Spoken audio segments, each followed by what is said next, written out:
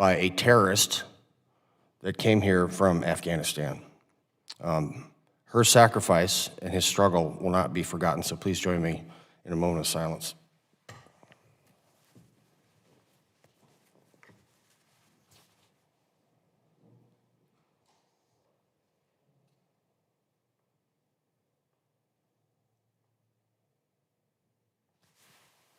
Thank you.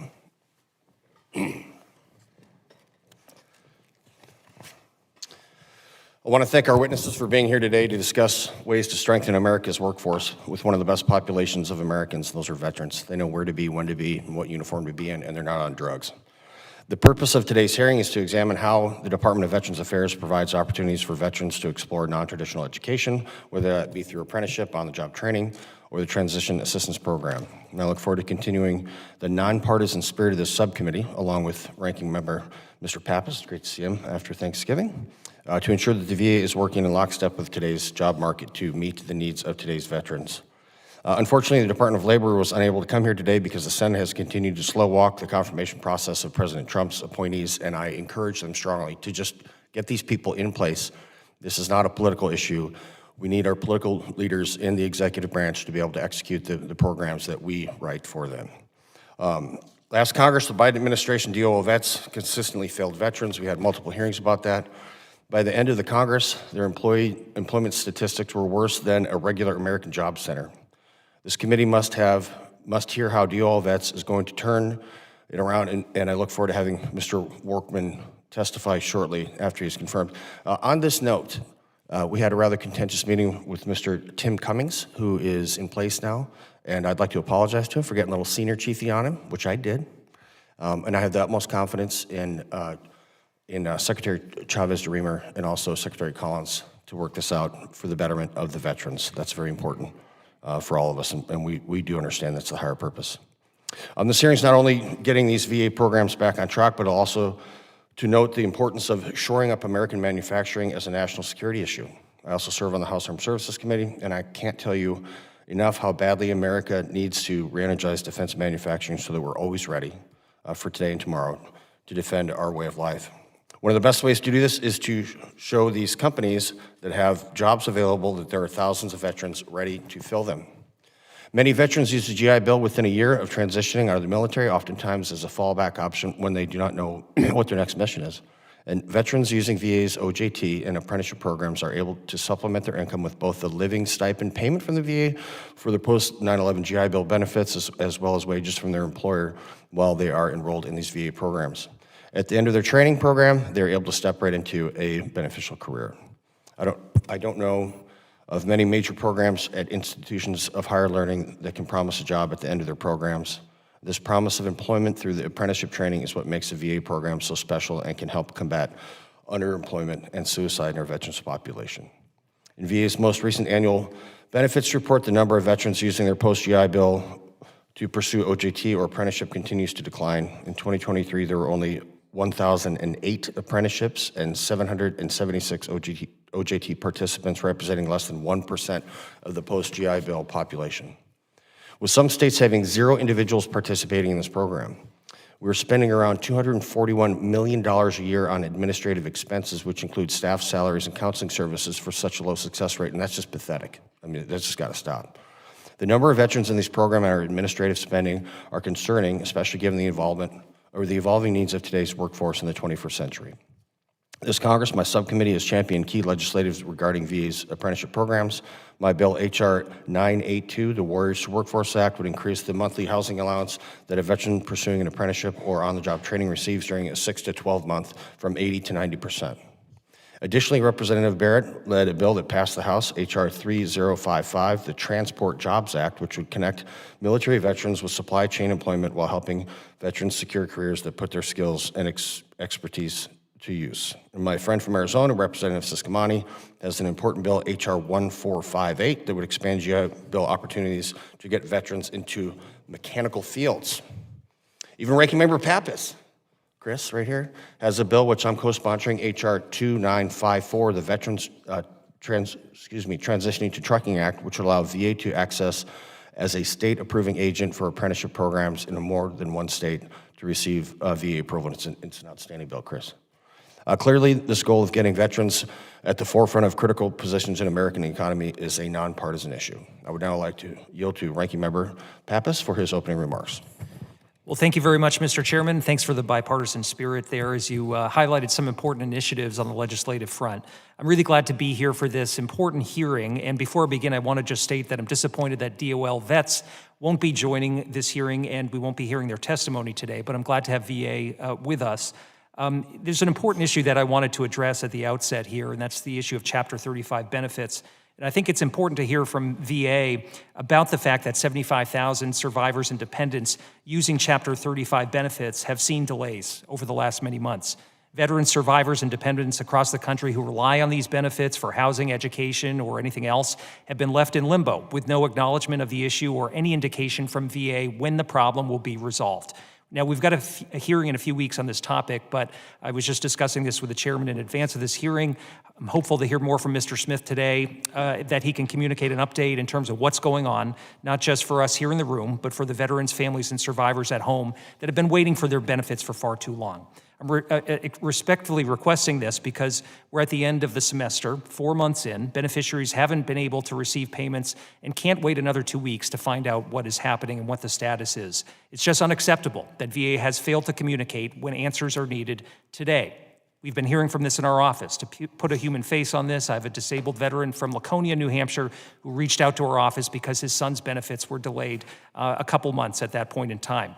Chapter 35 beneficiaries, they need to budget, they need to sign leases, pay for textbooks and food, and they need answers. So at the hearing in 2 weeks, I expect VA to send a prepared witness to directly respond to these challenges and to talk about the substantive specific information that can help us understand this situation. The witness should be a political appointee that will not pass the buck.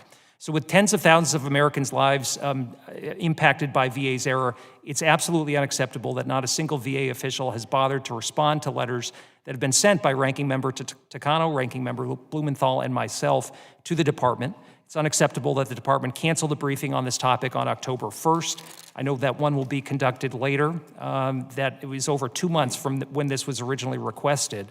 And it's almost unbelievable that we found out that the impacted beneficiaries grew from 750 people to over 75,000 through the press. There was no communication from the department to the committee about this. So this isn't a partisan issue. We all have student veterans and survivors in our districts who have waited months for any information. And so in that spirit, Mr. Chairman, I hope we can work together on this and focus on getting the answers that our constituents deserve.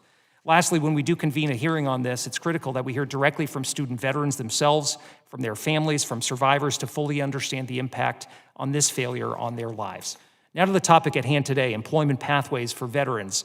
There's a variety of government programs designed to help veterans secure employment after their service, but we frequently hear from companies that navigating all the programs in the various agencies is confusing and it doesn't meet the needs of employers. It's clear to me that much more progress needs to be made to improve VA's, DOD's, and DOL's systems so that more employers are willing to participate.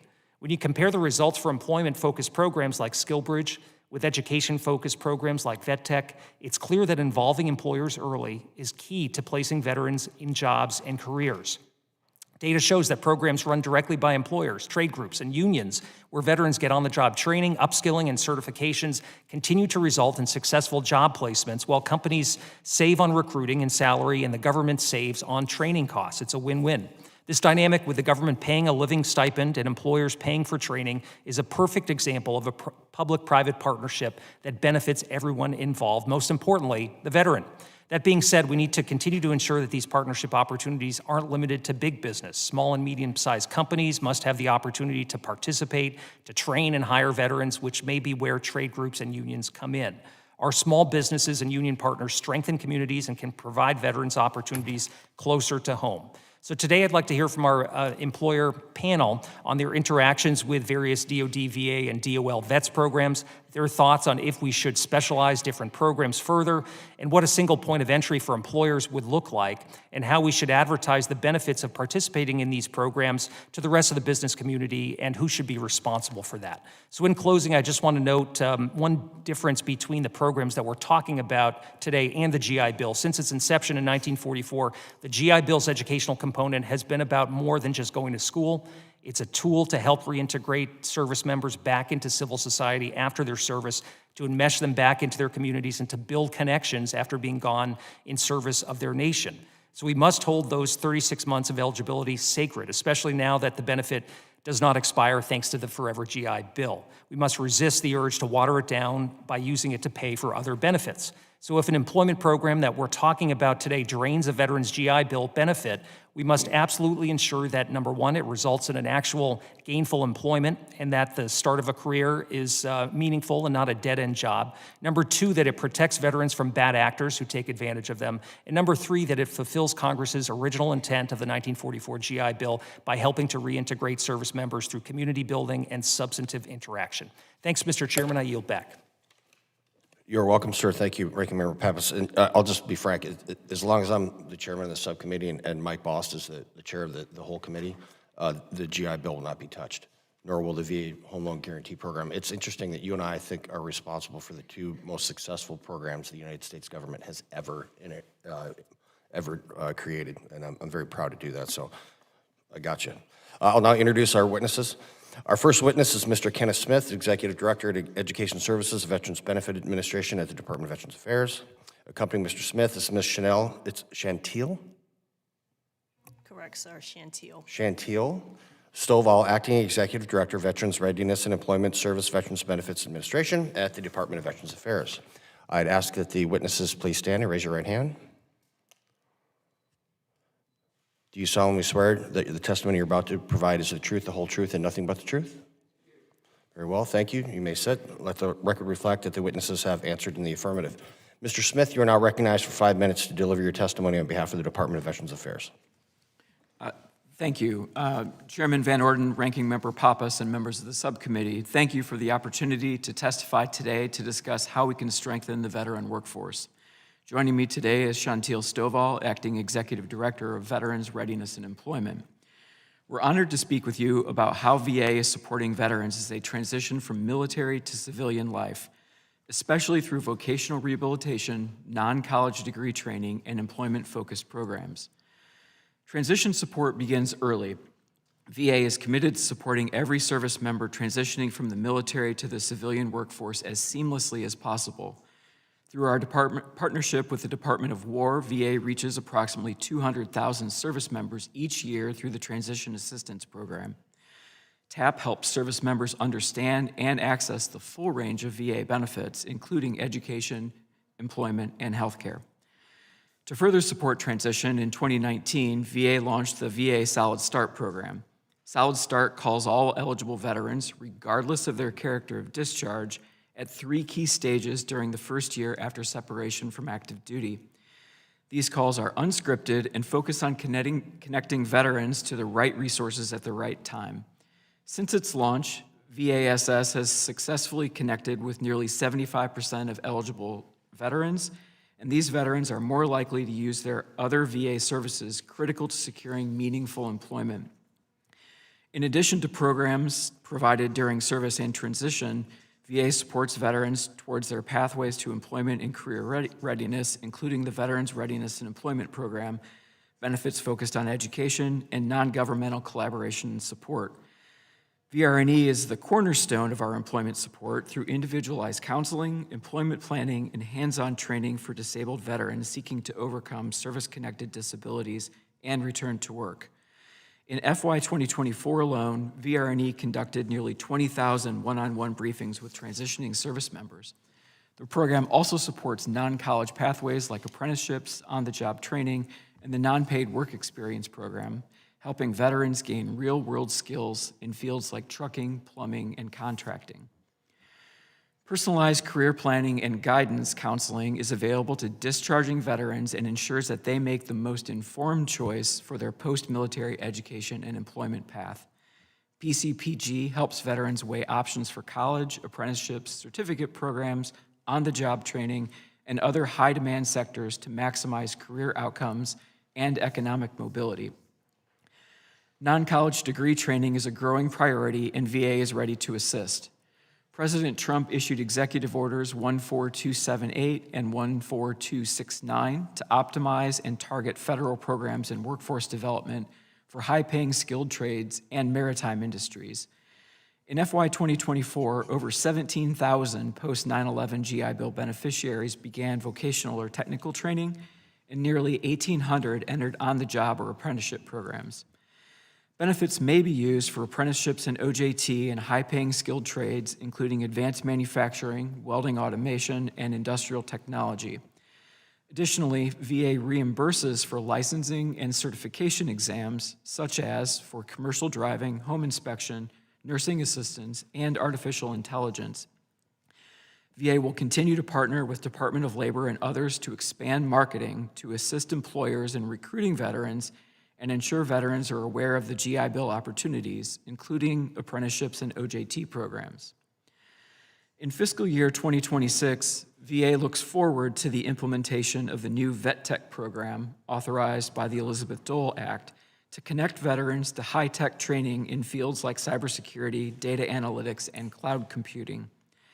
During the pilot phase, over 16,000 veterans completed training and more than 8,000 secured meaningful employment within 6 months, earning an average starting salary of over $65,000.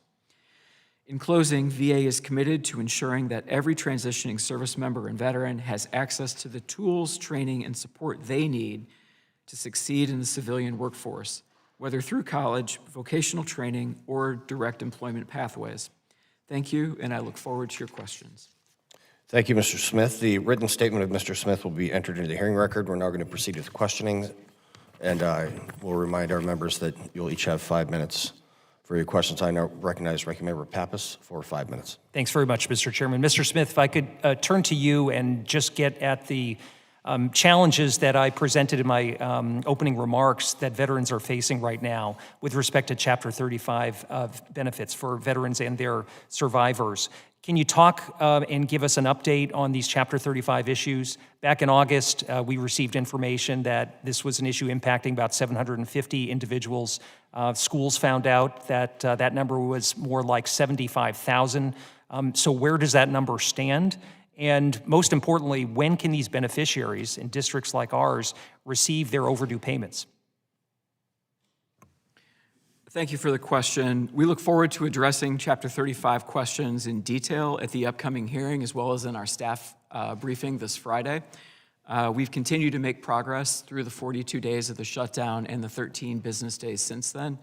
And we will have a full set of statistics for you at that hearing or on Friday. I'm not asking for complete detail right now, but just some assurance that VA is working on this issue and making progress. We're talking about thousands and thousands of veterans and their family members that have been impacted by this. They deserve an answer today. We've sent a couple letters on this topic, one dated October 3rd to the department, another dated November 13th. It's been crickets. We haven't heard anything back, and veterans deserve an answer. So can you give them a little bit more of an assurance how VA is working to address this? You have my assurance that we've been working on it. Our field team of claims processors has been hard at work doing this through the shutdown.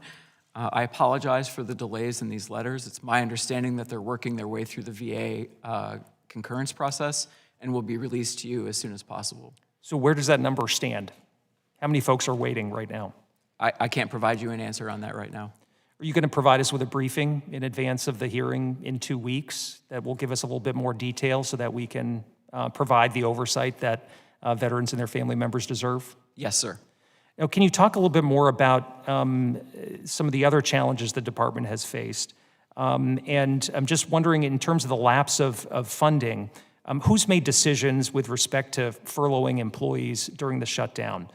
Is it your understanding that the White House's guidance during the lapse in appropriations was that employees supporting government-funded programs, including mandatory programs, were to be essential and working during the shutdown? Sir, our VA contingency plan was published on the website. I know decisions were made far above my level about furlough status, so I would have to take that back for the department to respond to. So who made those decisions in terms of the programs we're talking about today? In terms of the overall VA posture, I can't say, sir. I'd have to get the department's opinion on that. Well, we're going to need more detail there, too. Ms. Stovall, if I can turn to you about VR&E. The American Legion statement for the record highlighted concerns with staffing numbers, and that's a an ongoing challenge we've discussed in this subcommittee quite frequently. So what's the current counselor to veteran ratio? Currently, the ratio is 1 to 200. Okay, and how many counselor job openings do you have across the country? And can you just assess whether counselors are keeping up with that workload, knowing that that ratio is far above where the target is? Yeah, we have 1,310 positions allocated for our VRC, VRSs, and we have currently 1,010 onboarded. And to the second part of your question, so we have implemented our national case assignment strategy to help with those high case loads at some of the stations that have lower capacity to complete some of that work. We're also implementing overtime for our VRCs on a voluntary basis, and we're also implementing help teams to complete orientations to get veterans into entitlement decisions, see counselors for entitlement decisions more quickly. Yeah, and how have these issues impacted the veteran experience? What are their wait times like for VR&E? So the current overall wait time is 81 days. So prior to the shutdown, we were seeing a decline from 54 days down to 50 days, and now we're currently at 81 days. Again, we are using those help teams to help us make sure that we can get veterans seen and entitlement decisions and plans written so that they are able to start school in January. Well, thank you. I appreciate your attention to those matters, and I yield back. The ranking member yields back. The chair now recognizes Mr. Baird from the great state of Michigan for 5 minutes.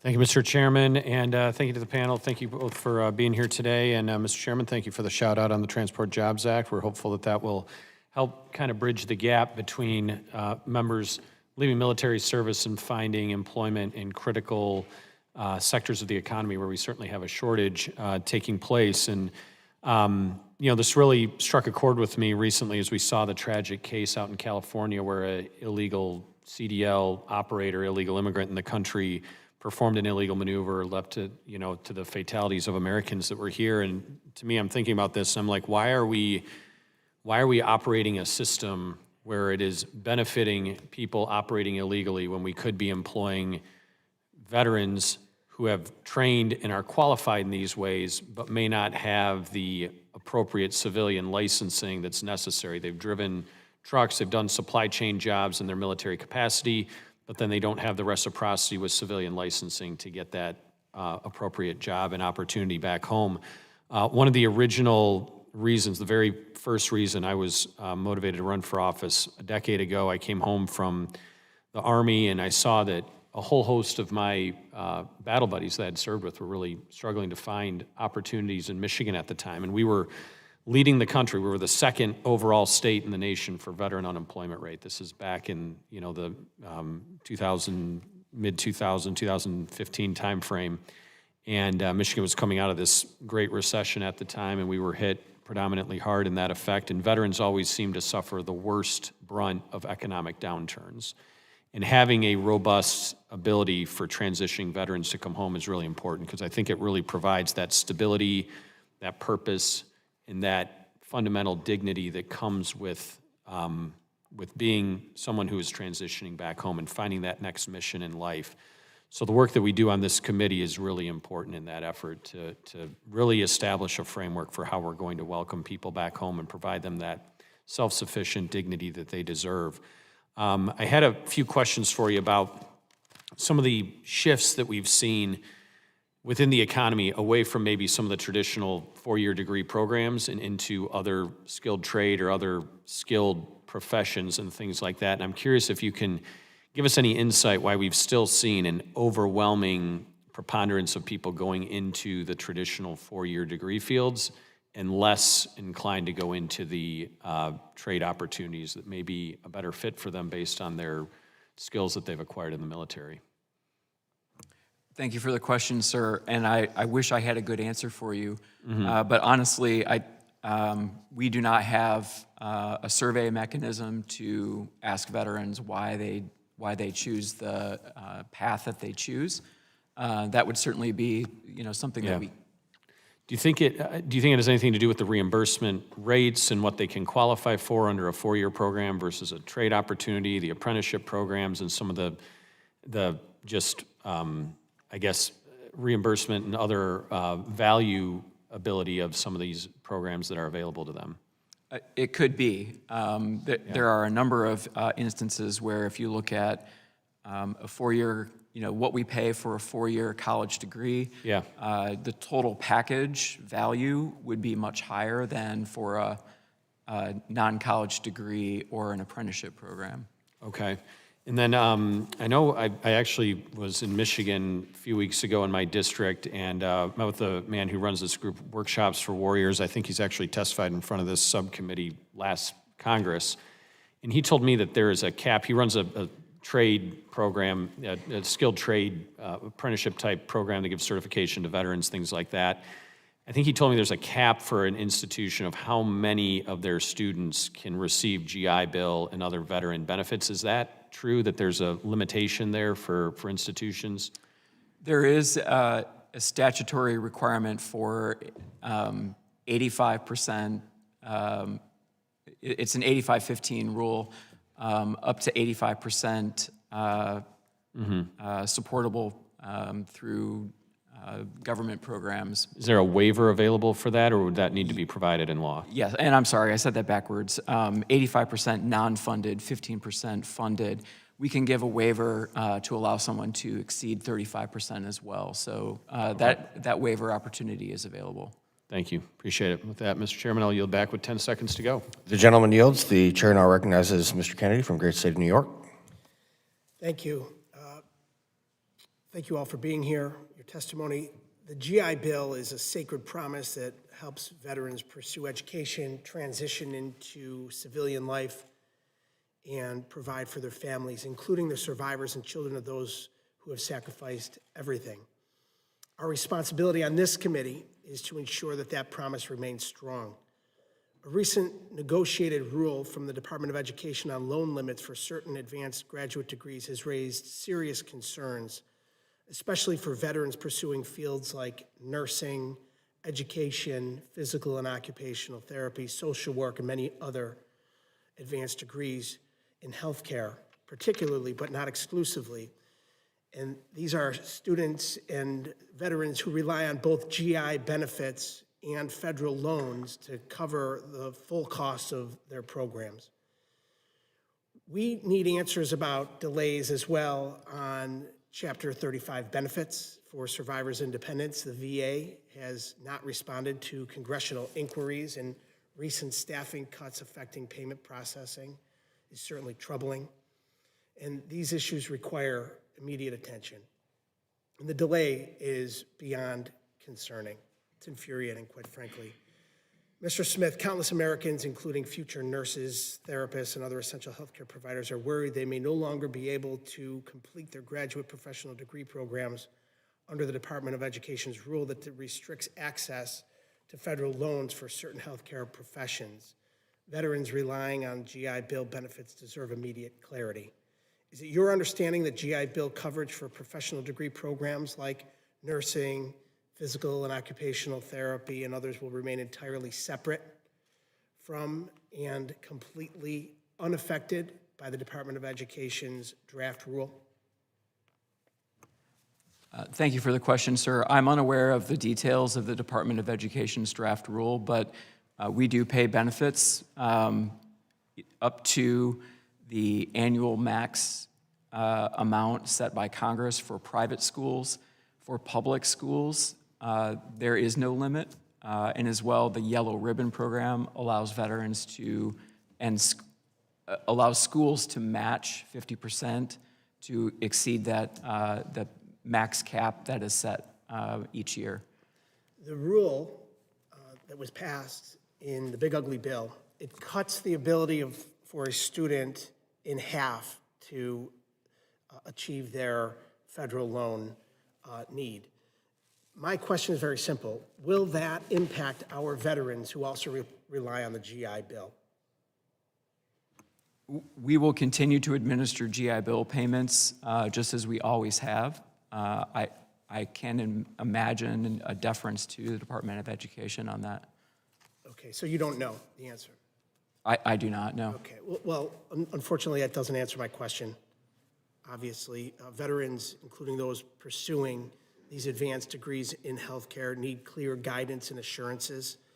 Many are still going to require federal loans even after using their GI Bill benefits.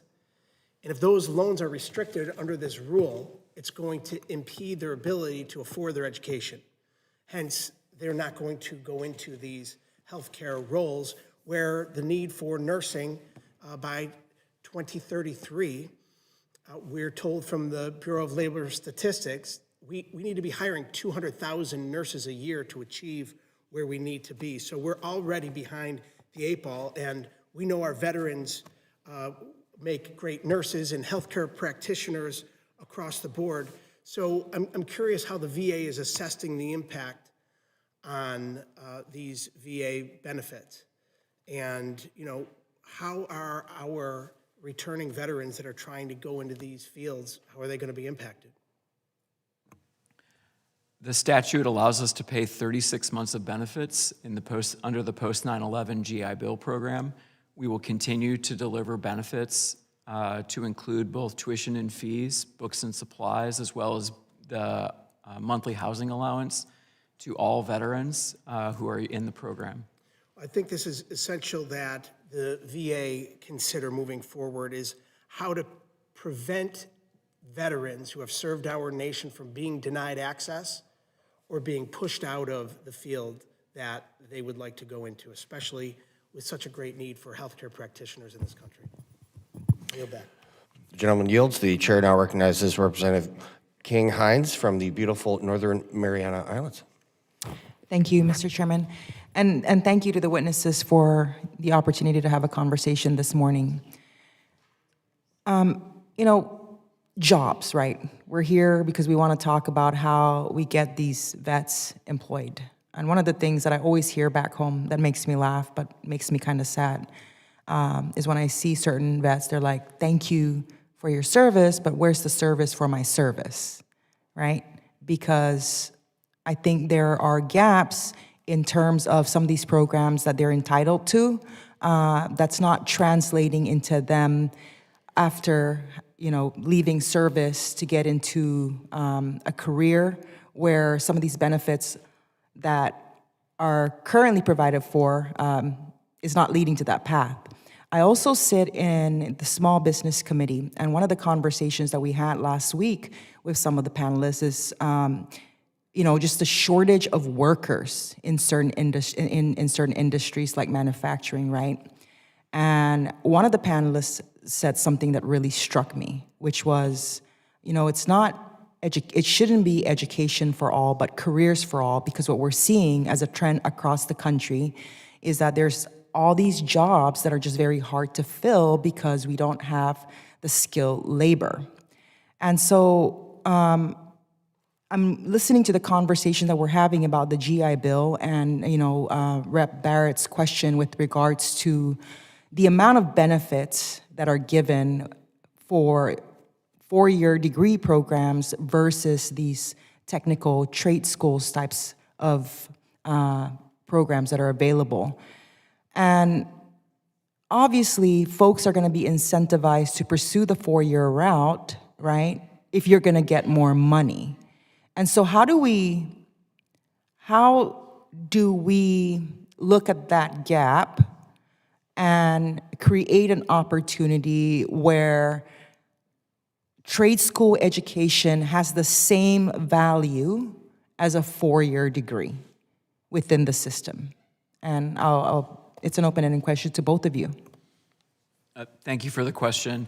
I think we're certainly willing to help Congress, and we can meet with you as well as with employers and other stakeholders to have that conversation about the policy issues and how to resolve those through new statute. Did you want to chime in, Ms. Stovall? So I would say in my short 4 months that I've been in this position, it has been rather exploratory. And so I do know that we have some areas where we can focus more on employment, and that is one of the areas that I'm looking to improve. Currently, we do have 96% of our participants that are following our employment through long-term services track, and only about 2.5% that are in our rapid access track, which is the track that we use for veterans that have skills and may just need resume development and job development services to help them. So I am looking into that to see what is driving that high usage rate of our employment through long-term services track, to see how we can improve and leverage participation of our other tracks that may be more appropriate. We do know that veterans come out of the military with multiple skill sets, and so we need to figure out what we need to do to make sure that we are utilizing them when we're looking at how we can return them to the employment market. Do you see some sort of perhaps an accrediting system as something that would be beneficial, so that when, folks are in the military who already develop a certain skill, right, when they come out, some sort of an accrediting body can now take whatever that skill level is, so that they're not now having to replicate the same training that they've already had and that they've already been doing, but could actually have physical paperwork to say, I'm qualified, I'm certified, I have the credentials? Thank you for the question. I do believe that it is, for VR&E, I think it is important for us to help them identify how they are able to sell themselves, and when they're talking to employers. The gentlelady's time has expired. The chair now recognizes Ms. Ramirez from the great state of Illinois. Thank you, Chairman, and thank you, Ranking Member, for having us in this hearing today. And I want to thank both of our witnesses who are joining us today. It's been a couple months since this subcommittee met, and a lot has happened in those 5 months. So I want to go ahead and start, since I'm not sure when we'll have another committee hearing, to talk a little bit about the effects of the last 5 months. But really, I want to talk about the impact that the government shutdown had on veterans. And Mr. Smith, I want to go ahead and start with you. Mr. Smith, for the record, did the government shutdown negatively affect veterans, yes or no?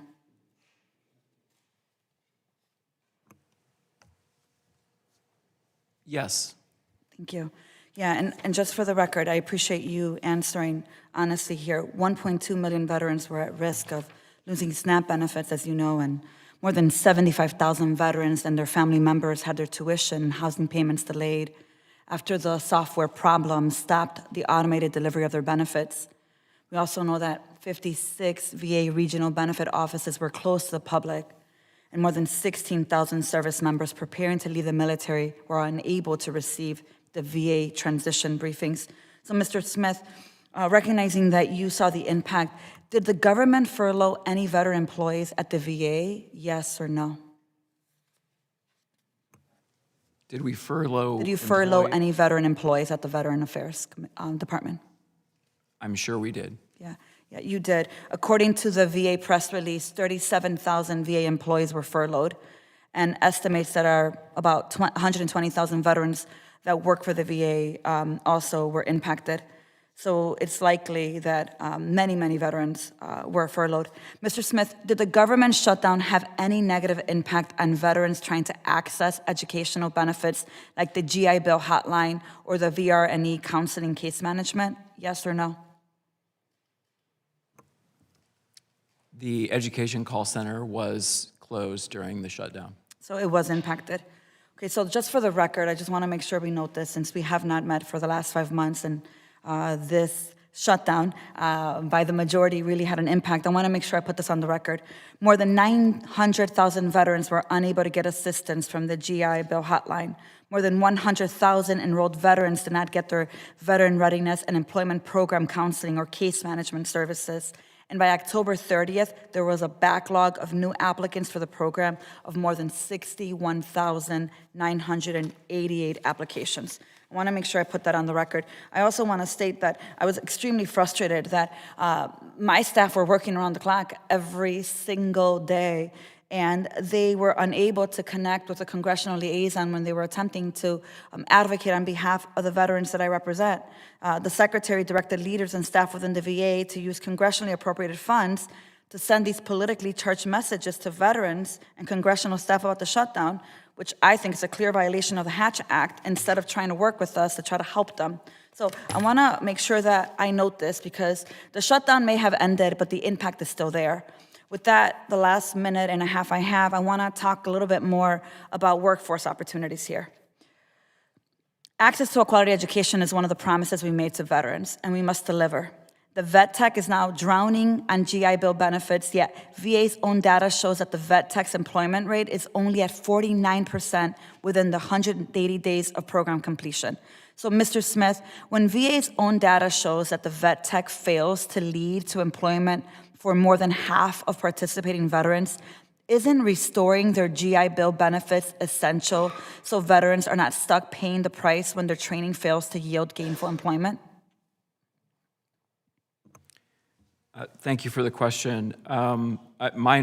Based on the statute and design of the vet tech program authorized by the Elizabeth Dole Act, if there is no remaining entitlement, the veteran is allowed to train without cost. So they are allowed to enroll and pursue the vet tech program, and then they are charged entitlement if they do have remaining entitlement. And yet, half of the participating veterans are not getting their restorated GI Bill benefits. So I just want to make sure I note that, because the purpose is to be able to help them get gainful employment. And that's why, I think some of us have been working the last few years. I have 10 seconds left, Chairman. And I worked on the Student Veteran Benefit Restoration Act, and I'm going to be reintroducing it. And it'll be really important for us to work bipartisan the way we did before to make sure this bill finally passes. With that, I yield back. The gentlelady yields back. The chair now recognizes my great friend, Mr. Juan Ciscomani from the state of Arizona. Thank you, sir. Thank you, Chairman. And thank you all for the witnesses here for being here as well to testify about this important topic. As our country continues to face shortages in key industries like electrical work, trucking, manufacturing, and energy, this committee must ensure that veterans are made aware of every pathway to a meaningful career. In a recent survey, more than 70% of veteran readiness employment participants of the VRE enter into an undergraduate program, where about 3.5% entered into a vocational or technical program, and participation rates for on-the-job training remain especially low. Given the robust wages and impressive employment outcomes associated with these programs, it's clear that significant improvements in outreach are needed. My bill, H.R. 1458, the Veteran Education and Technical Skills Opportunity Act, the VETS Act, Opportunity Act, expands access to vocational and technical training by extending educational benefits in the post-9/11 GI Bill to include both in-person and hybrid versions of skilled trade training programs in order to address skilled trade labor shortages. Today's hearing is an opportunity to learn how the VA is refocusing on all educational pathways, degrees and non-degrees, and the best ways we can assist veterans in obtaining high-paying jobs and strengthen the American workforce and the shortages associated with that. So I want to start off with a question here regarding the Dole Act. Now, Mr. Smith, this is for you. The Dole Act was signed into law last January, and it included improvements to the vet tech program that is very key to the issues that we're talking about here. Now, the VA, now it says that it's going to implement the vet tech program into the first quarter of 2026. That's well over a year after this was signed into law. This is, quite frankly, unacceptable. I'm not sure why it's taking so long, especially given that Congress paid for the provisions to this almost immediately. I'm also on the Appropriations Committee, so I know that well. We had the legislation and we had the appropriated funds for that as well. So why has it taken this long? And why can we implement it today? Sir, thank you for the question. We've been working to build a payment or a claims processing and payment system to support the vet tech program. Because of the changes to the underlying program, the requirements changed, and we needed to make changes to our claims processing tool. Secondly, our new payment processing system needs to be updated so that it can also process and pay those. We're looking to do that in third quarter of this year, be done in third quarter of this year, so that we can field that program. Third quarter of this year? Yes, 26. Okay, of next year then, you're talking about. We're in fiscal year 26, I'm sorry. Okay, on the fiscal year, gotcha. Well, there's got to be a way to be able to speed this up. I mean, the funds are there, the legislation was passed. This has a direct impact on where we want to go here with workforce, especially when we talk about the trades and so on. So I'm hoping to maybe get a little more concrete timeline or what's in the way of this, but I do want to add some friendly pressure here, because this is time is of the essence here. And again, it'll be over a year by the time that your stated goal of quarter one gets implemented. So hopefully we can get on that pretty quickly. I would appreciate an update on that when you have a more specific timeline. Will do. Thank you. Now, let me move on to another question. I can't see my time here, Mr. Chairman. 1 minute. Oh, okay. Well, I don't have a lot of time. But so I'll move to Ms. Stovall, if we can do that. The VRNE Benefit report highlights that, like I said, only 3.5% of veterans in the program pursue vocational or technical training, and just about 0.4% participate in apprenticeships. What do you believe is driving such low participation in the career building pathway, specifically on this one? And what strategies can be implementing to increase awareness and enrollment in those programs? That is one of the areas that I am looking into, sir, to determine, what is driving the high participation rates in training programs. And what I have tasked my staff with is looking at what are our top four-year degree programs and how can we match those with apprenticeships and OJTs that currently exist. That may be a better route to help our veterans enter employment more quickly.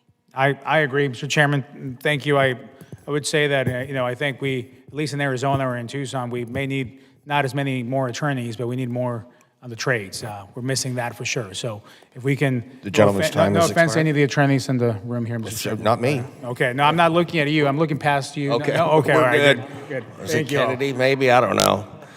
The gentleman's time has expired. The chair now recognizes Mr. McGarvey from the great state of Kentucky. Thank you, Mr. Chairman. This hearing's pretty simple. We want to make sure that our veterans, our men and women who put on the uniform, can build a good life and a good career after they transition away from the military. We know that there's some successful programs. The GI Bill's done a great job, but not all veterans need a four-year degree. In fact, there's a lot of programs out there that can help, but the fact is, veterans aren't using these non-degree options. We got to build some pathways, and this is like, I hate using government speak. Let's not talk about pathways. Veterans need jobs, and we got to make sure that they have what they need to get jobs. So we have some things out there. SkillBridge. These are registered apprenticeships, union training programs, industry partnerships. We know how this can work. And our collective responsibility, both on this committee and at the VA, is to make sure that our veterans aren't burning through their benefits only to be left with nothing really to show for it at the end. So we need accountability. We got to have some clarity. We got to have some employer partnerships that deliver results for our veterans. And we got to make sure that our veterans who've already shown the initiative to put on that uniform, to go into the service, can take the skills they have there and use them in the civilian world to get a good job and have a good life for their families. So I look at this statistic. I'm gonna follow up on what Mr. Subcommittee said a minute ago. Fewer than 20% of their veterans right now use the GI Bill for non-degree options. Only 20%. Your testimony today has stated this may be due to a lack of wider awareness. Again, not using government speak. Let's talk about this in a real way. What percentage of our veterans do you think should be using their GI Bill for non-degree options? And what's the VA doing to make sure they know about these options and where they exist? I'll ask Ms. Stovall to respond in a second, but first let me say, I think there is an awareness problem. Both VA needs to be communicating with employers, partnering with employers to overcome that apprehension behind, entering into a formal arrangement where they will be submitting enrollments and other documentation to VA. Secondly, while we address this in PCPG, all of the pathways for education benefits, I think that we need to do a better job of other marketing around the idea of what opportunities are available for all of these different avenues. We are limited in some degree based on the statute. We deliver the benefit, we don't advise, and that's where Ms. Stovall's team comes in. So I'll ask her to add just a little bit to that. So under VRNE, the way that the statute is written, a veteran is able to identify a vocational goal, and based on that vocational goal would receive the training, whether that's a degree, a diploma, or certification. They receive the training that's recognized for entry into that field. And so based on comprehensive assessments, the VRC, or Vocational Rehabilitation Counselor, would work with them to determine what the most appropriate goal would be to get them to suitable employment. But 20% right now are using the GI Bill for non-degree options. Do you think that number should be higher or lower? I would defer that to Mr. Smith. I don't have an opinion. I don't know what the right number should be. Okay. Right now, it says that VRE employment outcomes are at 74% for program completers. But we've learned that counselor shortages and long wait times are part of this problem. So right now, VRE employment outcomes are at 74%. It needs to be higher, right? And we've heard about counselor shortages, long wait times.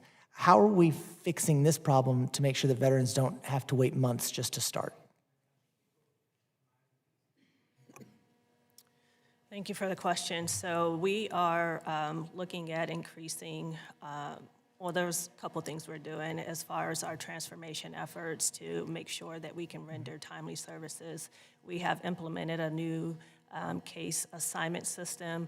We have, actually, I forgot to mention it earlier, but we do have 91 FTE that we will be onboarding this month to help with fill those vacancies. And we're also continuing to use some of our help teams to assist with backlogs. We're out of time. I have more thing. I do want to point out, Mr. Chairman, graduation rates look okay, but only half of graduates land meaningful employment within 180 days. That's 6 months without a paycheck, so we got to do better. Roger that. Gentleman yields back. I now recognize myself for 5 minutes. Part of this issue is back in the 1970s, for some reason, everybody thought that every single American needed to go to a 4-year college. And they treated the rest of us that decided to join the military at 18 like we're less people. And that is not the case. The trades are where it's at. And if you want to work with your hands, because that's how America is built. America's not built because somebody has a degree in 13th century French poetry. It's because a dude went to one of these union shops and became a carpenter. So let's just remember that. And these numbers should be higher. The goal is employment. It's not a piece of paper on a wall. Let's always remember that. A lot of these things, I think, my colleagues are concerned about. I am too, and I think we need to look at making sure that our TAP program addresses this more, that we educate our folks getting out of the military about the trades, show them that you can make an exceptionally good living by being a tradesman.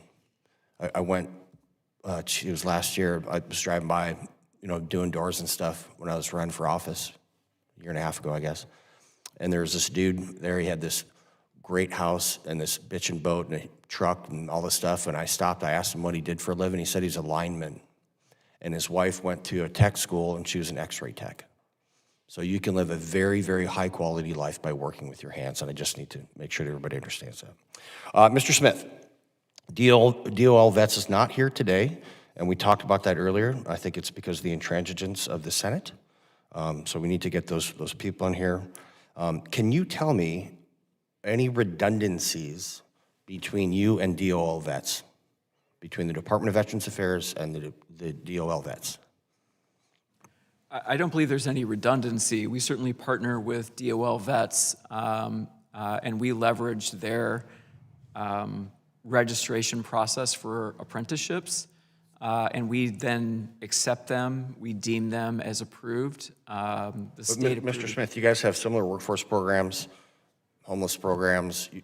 There are a lot of redundancies, and we see these all the time. Can you tell me, like, all these processing things that we have going on, it just seems like it's taking a long time. Do you guys use any type of innovative technologies to accelerate the process of registering? So we've got a shortage of our counselors. What type of automated processes are in place to help speed along all of these functions? In education, we are very interested in automation. Right now, we are automating more than 50% of our claims to speed benefits to people. Mostly, or benefits are actually delivered in less than 15 minutes. So you can apply for a certificate of eligibility and, in a matter of minutes, know that you're eligible to use your benefits for any number of programs. But then it takes, what, 81 days, ma'am, to get rolling, is that right? 81 days in reference to Didn't you say it takes 81 days to get these things done for wait VRNE? time. The wait time. the wait time, correct? So if it can be automated in 15 minutes, Mr. Smith, why does it take 81 days for completion? So that's on the education side, Yeah. to provide an entitlement determination for the GI Bill. Okay. Vocational rehabilitation has a different process that requires some additional work on the front end. Well, so I used VRNE, and I don't understand. I mean, you sit down and you fill out this battery of questions, and then you talk to somebody. I don't know why that takes 81 days. I mean, I simply don't understand that.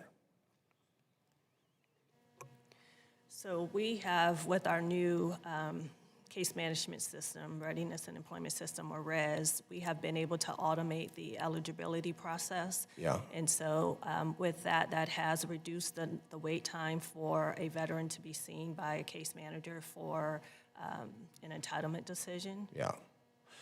We got a bill through the House that lowered the education requirement for these counselors. Used to have a master's degree for this, but I do not mean to disparage the folks that are doing this job, but it simply is not that complicated. And more automation, more better. So we just have to get over this institutional inertia that is the VA and focus on the veterans. And I know that you guys are doing that pretty well. So with that, I yield back, and we will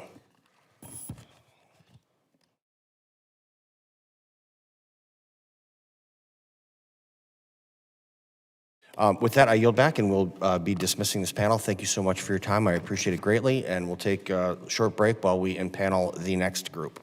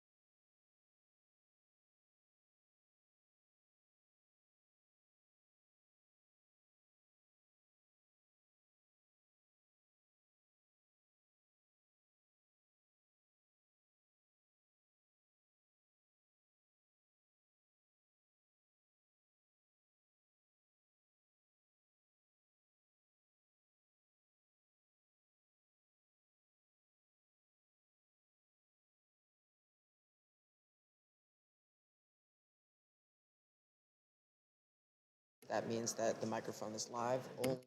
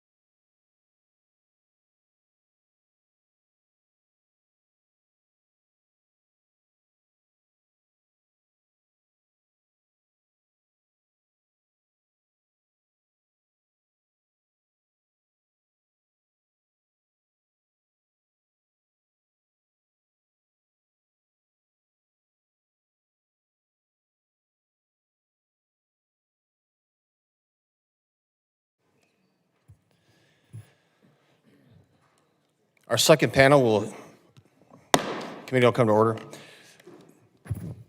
On our second panel, we're going to hear from the following witnesses. Our first witness is Mr. Greg Ham, Vice President of Field and Government Recruiting at Werner Enterprises, testifying on behalf of the American Trucking Association. Our next witness is Gary La Barbera, Jr., there you are, business agent, Teamsters Local 282, and Helmets to Hard Hats Trade Advisor, testifying on behalf of the International Brotherhood of Teamsters. I want to thank First Sergeant La Barbera for his service. He just retired. First shirt, good job. Semper Fi, we just had our 250th birthday, kind of a big deal. Hope you had a good time. Woke up with a headache, probably. Our third witness is Mr. Jerome A. Grant, Chief Executive Officer at Universal Technical Institute. And our fourth witness is from the great state of Wisconsin. Mr. Vang, it's wonderful to see you. Human Resources Manager at ORC Industries. And I want to thank Mr. Vang for being here and representing my home state. It's great to see you, sir. Our final witness is Mr. Dave Bostic, Service Development Manager, Aftermarket and Customer Support for Region 4, testifying on behalf of Deere and Company. I'd like all the witnesses to stand and raise your right hand, please. Do you solemnly swear that the testimony you're about to provide is the truth, the whole truth, and nothing but the truth? Very well, you may be seated. Let the record reflect that all witnesses have answered in the affirmative. Mr. Ham, you are now recognized for 5 minutes to deliver your testimony. Thank you, Chairman Van Orden, Ranking Member Pappas, and members of the subcommittee. Thank you for inviting me to testify on behalf of the American Trucking Associations and Werner Enterprises. My name is Greg Ham. I'm the Vice President of Field and Government Recruiting at Werner Enterprises. And as a proud U.S. Army veteran, I understand, both personally and professionally, the challenges that come with transition into the civilian role.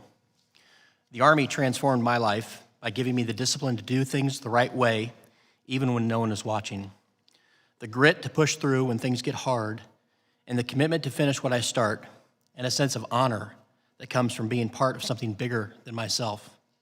These are the same qualities that I see in veterans embarking on civilian careers.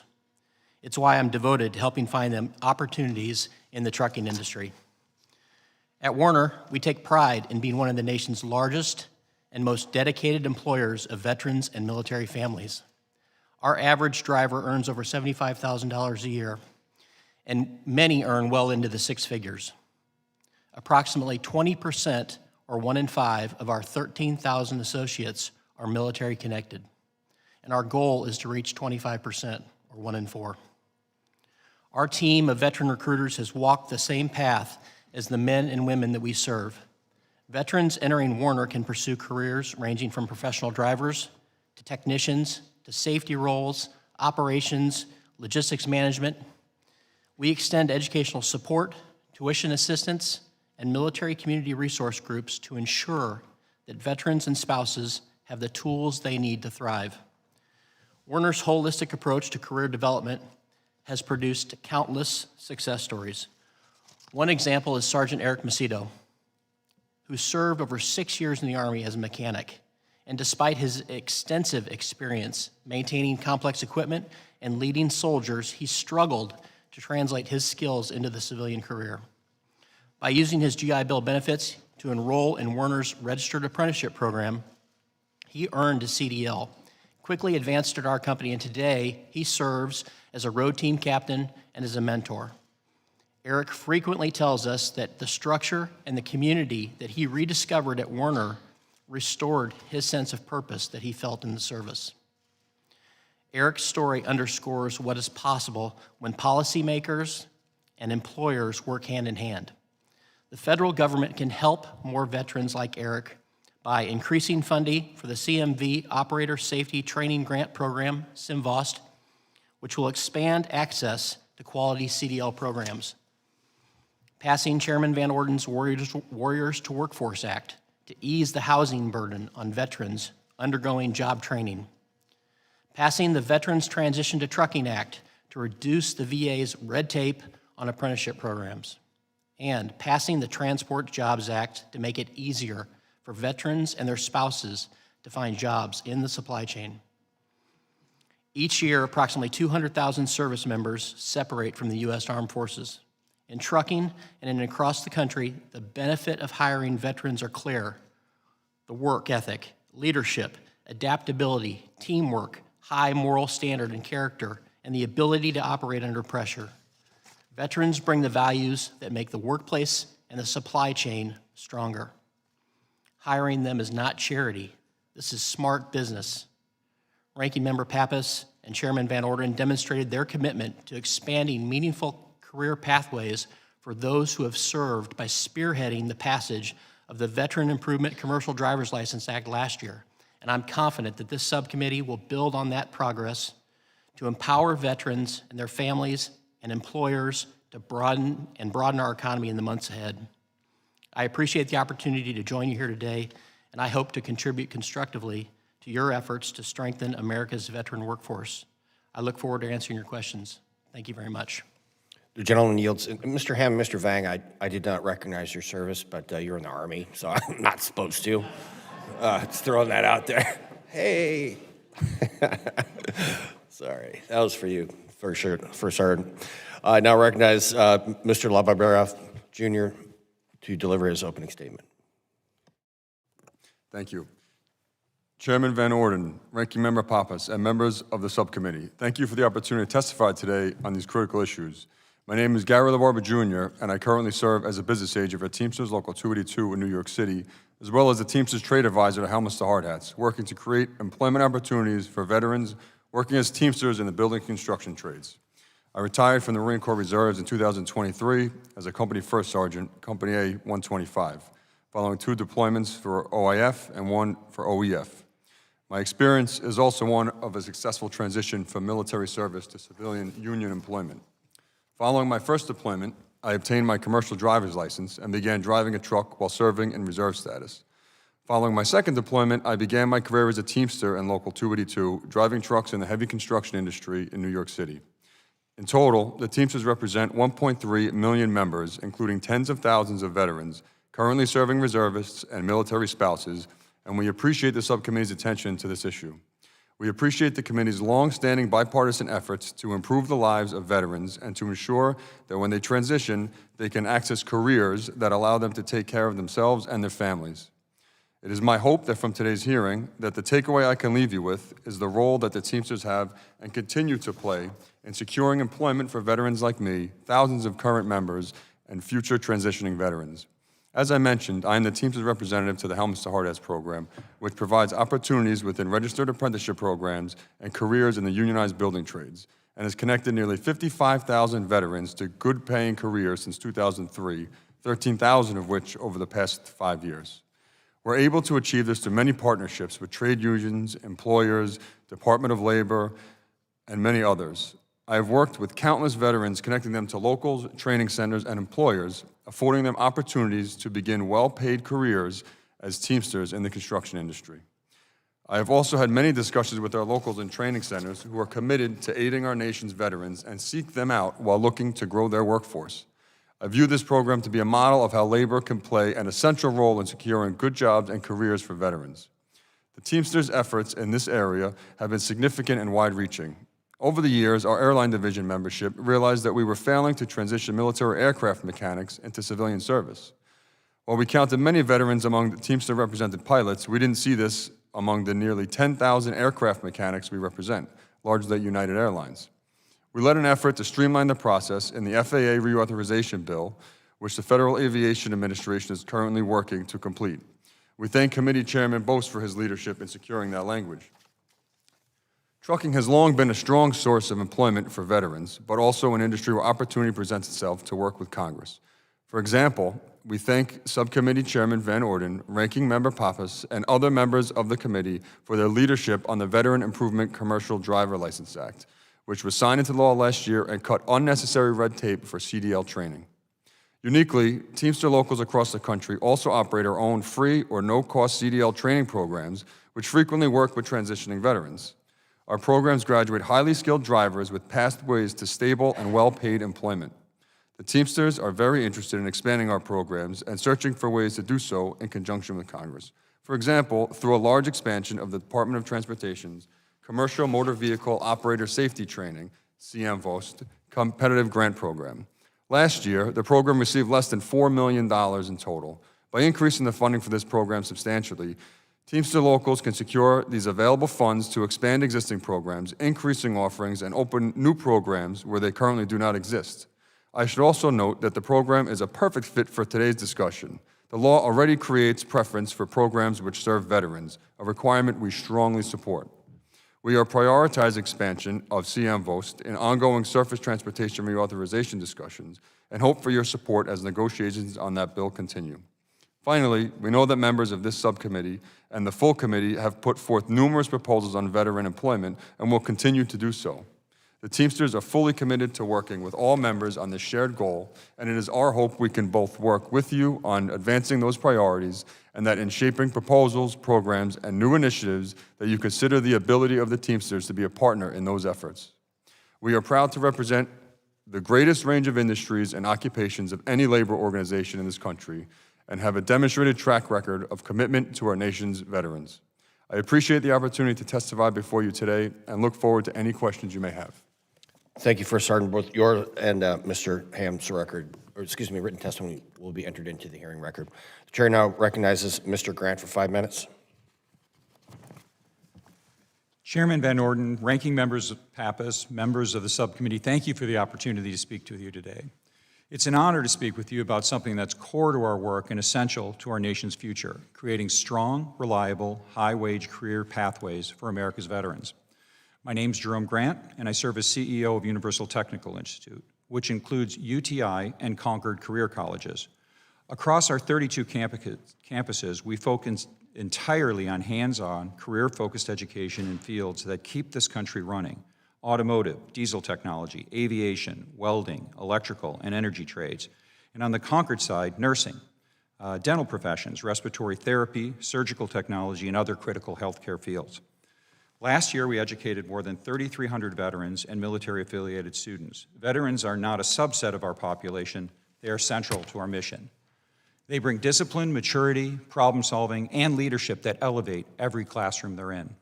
At UTI in Concord, we've built a support system around them, dedicated admissions, financial aid counselors, trained on VA benefits, military scholarships, salute to service tuition reductions, career coaching, and veteran recognition ceremonies.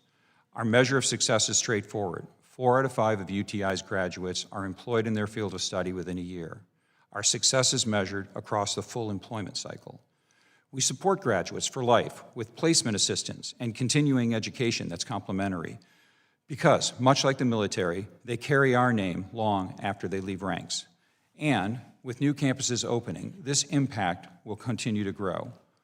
One of the most powerful examples of what works is our partnership with the Department of Defense through SkillBridge. UTI operates 3 on-base programs at Fort Bliss, Fort Bragg, and Camp Pendleton. Out of the more than 3,500 SkillBridge organizations nationwide, fewer than 200 operate on bases. Our SkillBridge programs offer free on-base housing for service members, guardsmen, and reservists coming from other installations. It also is open to dependents because we support the whole military family, not just a service member. We're honored to be among them. We hope to see the base commands embrace these important transition opportunities for service members. These programs cost the service members nothing. Over just 12 to 16 weeks, participants complete automotive and diesel technician training that leads to civilian jobs with starting wages above $50,000. There's no gap between leaving the military and entering the workforce. It is immediate, with life-changing impact, and we should be doing more of it. We also work closely with the USO and U.S. Chamber of Commerce Hiring Our Heroes program to deliver transition workshops, career preparation, and direct connections to employers. In every industry we serve, whether it's the skilled trades or healthcare, the message from employers is the same: we need more talent. And veterans are an ideal fit for these skilled collared careers that value discipline, teamwork, and technical ability. We're proud to be recognized as a military-friendly school and veterans-friendly institution, but what really matters is not the designation, it's outcomes. Our responsibility is ensuring veterans leave us with strong credentials and even stronger careers. As for the opportunity to create more visibility into high-paying jobs and skilled trades, I could not agree more with what Jim Farley, the CEO of Ford, said just a couple weeks ago. The skill gap in the United States is no longer a distant warning. It's a present-day crisis. When companies like Ford have 5,000 high-wage technical jobs sitting unfilled, it tells us one thing: our country must dramatically expand the training pipeline for skilled technical careers that keep America moving, and veterans are often well-suited for these skilled trade jobs. At Universal Technical Institute and Concord Career Colleges, we're focused every day on solving this problem. Across our nationwide campuses, UTI trains students in automotive, diesel, EV hybrid systems, welding, aviation maintenance, electrical, and energy technology, the very roles Ford and the entire transportation and mobility sectors urgently need. As part of UTI's success is our industry-leading partnerships, and manufacturers allow us to offer both industry and company-specific training sought by our employers. We have manufacturer-specific advanced training programs with Ford, General Motors, Daimler Trucks, Cummins Engines, and several other incredible manufacturers. We are eager to expand these partnerships, leading manufacturers to meet the needs of the moment. That includes scaling EV and next-generation propulsion training, creating more OEM-aligned curriculum, and growing career pathways, opening additional on-base programs, and working together to recruit more veterans, career changers, and young adults to these skilled collared careers. America cannot remain competitive without a strong technical workforce. UTI is ready to grow, innovate, and partner even more. Gentleman's time has expired. Sir, your written testimony will be entered into the record. The chair now recognizes Mr. Bostic for 5 minutes. Chairman Van Orden, Ranking Member Pappas, and members of the subcommittee, thank you for the opportunity to testify today. My name is David Bostic, and I'm here on behalf of John Deere to share information about an issue that affects thousands of transitioning service members every year, which is the successful reintegration into the civilian workforce. As you know, our nation's veterans bring unmatched skills, and resilience to their communities. Yet despite these strengths, many face significant challenges transitioning from military service. This issue hits me close to home. In 1997, fresh out of high school, I started work as a technician at a John Deere dealership in Lexington, Illinois. Except for the years spent in college and in the Marine Corps, I've spent my career supporting John Deere customers. First with a wrench in my hand, and then in every single corporate role I've held John Deere for the past 18 years. John Deere manufactures equipment and technology that enables our customers to produce the food, fiber, fuel, and infrastructure that supports a growing global population. To accomplish this, we employ over 30,000 employees across 16 U.S. states, including 250 employees in Chairman Van Orden's district. But we don't do this alone. John Deere equipment is sold and serviced by a network of independently owned dealers like United Ag and Turf and James R. Rosenkrantz and Sons in Congressman Pappas's district. These are small businesses embedded in thousands of communities across the United States that employ an additional 50,000 people. Currently, these dealerships face a critical shortage of skilled workers, especially equipment technicians. John Deere has always been a staunch supporter of this country's military and its veterans over the past several years. And over the past several years, we've taken greater strides to advocate and support for veterans. In 2019, a team of fellow veterans and I launched John Deere's military hiring program. It was designed to help connect dealers with technicians to close the skilled trades gap. Our goal was simple. We were set out to follow three key principles. First, be simple to navigate for service members and dealerships. My team and I take on as much of the logistical and paperwork workload as possible. Second, add value to the service member and their potential employer. To do this, we provide free training to the candidates. This helps sets them up for success, and it helps translate the skills that they've gained in the military into terms civilian employers can understand. And lastly, we stay focused on positive outcomes.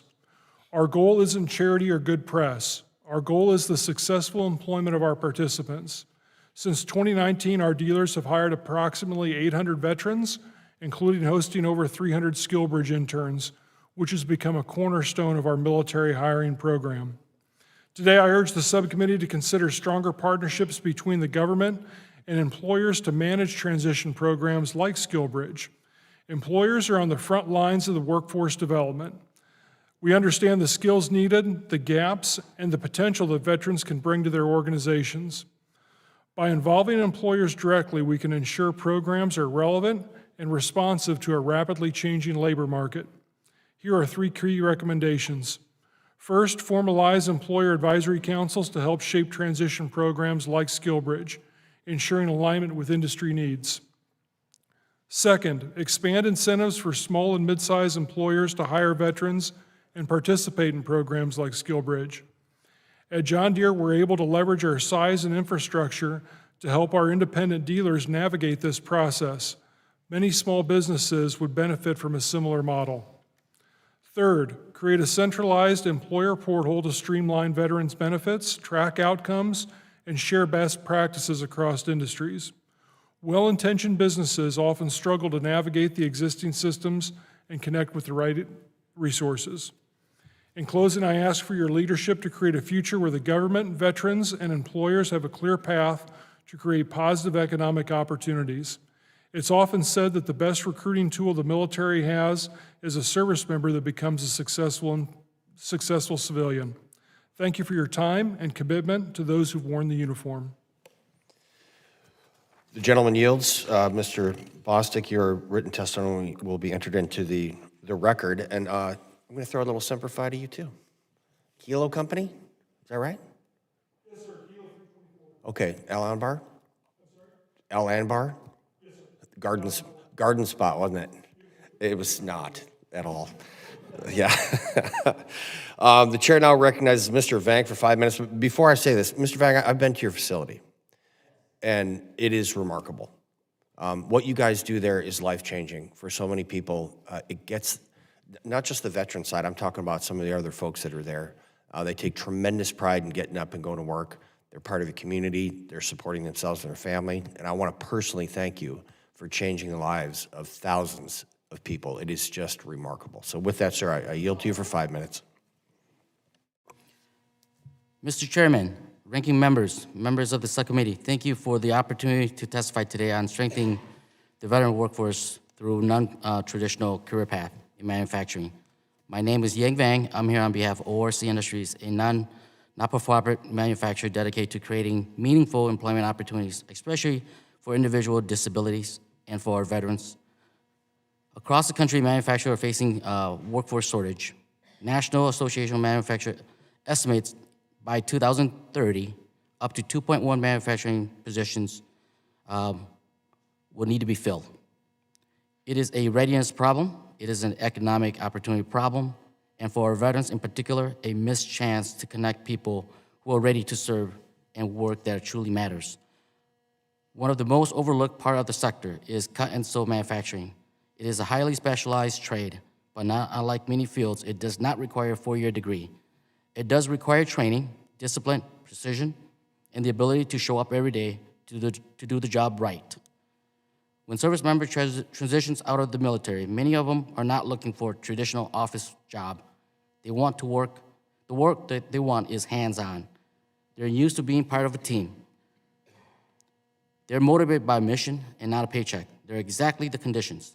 These are the conditions, especially on a manufacturing floor, a shared mission, clear standards, and a culture where everyone's role matters. Unfortunately, significant barriers keep many veterans from considering these paths. First, there is an awareness problem. When service members go through transition counseling, manufacturing, especially cut and sew, is rarely presented as a high-value, long-term career. Many veterans simply don't know these jobs exist. We can change that. I urge Congress to ensure that career transitions, explicitly including pathway to manufacturing, including trades like cut and sew.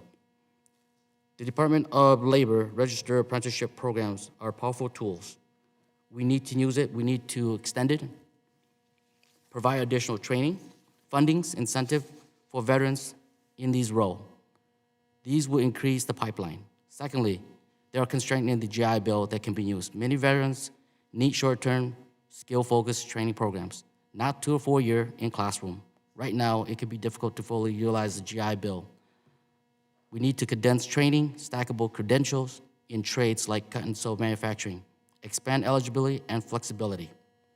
Third, the cost of training falls entirely on the employer. For a not-for-profit manufacturer like ORC and many other small, mid-sized businesses, the desire to hire and train veterans is there, but the margins are tight. Every dollar invested in training has to be carefully weighted. Congress can help by de-risking the investments, targeted training grants, tax credit, dedicated funding for veterans-focused apprenticeship and work experience program. ORC's mission is to employ individuals with disability while strengthening America's manufacturing base, including creating opportunity for veterans. Our cut and sew lines produce critical defense textile products. Veterans working on these products can see direct line between their work and the readiness of the next generation of service member. At ORC, employees receive an on-site training regardless of their educational background. We do not require a 4-year degree.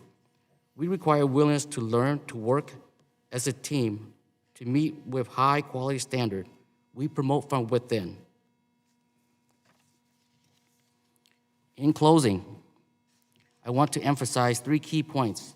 First, cut and sew manufacturing, skilled trade more broadly, offers scalable, non-traditional career path for veterans that do not require a 4-year degree, but do offer dignity, purpose, and advancement. Secondly, better awareness of transitional programs, more flexibility. Third, when we do this, we don't just help veterans. We strengthen America's manufacturing capability or national readiness. We close critical work gaps, support domestic production of defense textile and other strategic goods, and demonstrate that this country still values skilled trades as a vital part of our economy. Thank you for your time and for your commitment to expanding opportunity for those who serve. The gentleman yields. Thank you, Mr. Vang. Your written testimony will be entered into the record. And for anybody that's wondering, in fact, everyone from the state of Wisconsin has the same tie. I know, right? It's kind of cool. All right, we'll now proceed to questioning. The chair now recognizes Ranking Member Pappas for 5 minutes. Thank you, Mr. Chairman. I want to thank our panelists for their testimony today. I think it's all important for us to consider as we think about how we match up the skills and potential of our veterans who are being separated from service with the opportunities that are out there and the need in so many critical sectors of our economy. And I appreciate the work that you're all doing and how you're bringing together education and labor and the private sector to help solve this problem and to help make sure our veterans have everything they need to thrive. Mr. Bostic, if I can start with you, I want to thank you for what you've put on the table here today and talking a little bit more about your military hiring program that you stood up. Sounds like you did it in a way that provided the best opportunity for veterans to have access to it. And so I thank you for the feedback that you've provided in terms of how we can improve things with respect to veteran employment. You talked about employer advisory councils to better reflect the feedback from the private sector, incentives for smaller employers to participate, which absolutely is something that Congress needs to focus on. It shouldn't just be big business that is able to navigate these programs and create opportunities for veterans, because we know most of our employers fall into the small business category. But I just want to see if I could get a little bit more detail from you on this central portal idea that you had. There are so many different programs out there with overlapping points of contact and employment coordinators with responsibilities that overlap with each other. Can you talk about the value in having this in one place and whether you think Congress needs to give better guidance to various departments to consolidate and delineate responsibilities and ensure that agencies are working together with the end goal of opening more doors to veterans? Certainly, and thank you for the question. Yes, absolutely, a centralized portal, some single point of communication that streamlines exactly what benefits a veteran qualifies for or what benefits an employer would qualify for would be extremely helpful. It kind of mirrors how I run the program with our military hiring program. We're the single point of contact for the veterans and the service members that come to us, as well as the dealers. We don't get too heavily involved within the specific benefits. I'm just the matchmaker between the veterans, service members, and the dealerships. But that process of having somebody that knows there's one phone call they can make, there's one email address they can send an email off to, or one website they can go to and get a single point of information is extremely helpful. Well, thanks very much for your feedback. Mr. Ham, if I can turn to you, thanks as well for talking a little bit about the career development focus that your company has had, and appreciate you relating some of the feedback from the American Trucking Association and talking about some of the legislation that we've considered and hopefully will consider soon to cut red tape and help more veterans secure employment in the trucking industry. And I thank the ATA for supporting that legislation. Has the ATA seen any impact on a bill that we already passed and was signed into law last year, the Veteran Improvement Commercial Driver's License Act? And do you have any recommendations on other steps Congress should be taking to pay close attention to this issue in terms of implementation? I thank the ranking member for his question. We've already seen impact across, especially agencies that have multiple locations across multiple states. The ability to have, well, the old inability to not be able to have students have access to their GI Bill benefits just because you were another state location of a corporation or an entity that had it already approved in another state was burdensome on the veterans trying to use their benefits. So we've already seen in the short, just a year that it's been in effect, we've already seen progress in having students have access to funding through the GI Bill benefits to get quality education at these quality training providers. Well, thanks for that feedback. That's important. Mr. LaBarbera, if I can talk to you a little bit about CDL as well. You mentioned in your written testimony about the bad actors that are out there. Can you talk a little bit more about the impact that this has on the lives of student veterans and what we should be paying attention to make sure that there are some guardrails and that we're protecting ultimately veterans to be able to get access to the right programming so that they can get the skills they need to have good paying jobs? Yes, thank you. So anywhere where somebody can gain a few dollars, I feel there are people out there that will do that. And there's all these programs where they'll bring a veteran in, they'll spit them out with a license, and then you're on your own. That's not what we do as the Teamsters and the programs that we work with, is you come in with us, we train you, and then you go into a good career that has sustaining for your family and medical benefits, and to be able to provide for your family for your whole life. Thanks very much. I yield back. The gentleman yields. The chair now recognizes Mr. Subcommittee from Arizona. Thank you, Mr. Chairman. Mr. Grant, welcome. Thanks for being here, sir. With Universal Technical Institute's headquarters and major campus being in Arizona, you connect firsthand with veterans that are looking for technical and vocational training programs. We talked a little bit about in the previous panel on the demand and the interest from veterans being way higher on the four-year degree versus some of these vocational programs that, quite frankly, they're in a higher need. I was kidding around in the last panel than any of the other maybe professions out there, more on the technical side. But yet we see a 3.5% or so of the interest in that. That's a challenge that I think we need to take as a society overall to say, how do we promote that more, especially among our veterans that I think are eager to get in there. Most of the people that go to these programs graduate debt-free, and they start making a good living, definitely more than what I was making with a bachelor's degree in political science right after college, and with student loan debt as well. So I'm trying to get a gauge here. What policy or administrative barriers impede veterans from enrolling in technical programs like this one, and how can Congress help expand access to high-wage technical careers? Sure. What a great question, and it's come up a couple of different times in the conversations here. So I'm glad it's part of the conversation. First of all, the Vets Opportunity Act, HR 1458, starts to address some of the barriers that currently stand in the way of people picking these sort of careers. I think the best way to think about it is from sort of a high level. You're coming out of the military and you want to access your GI Bill.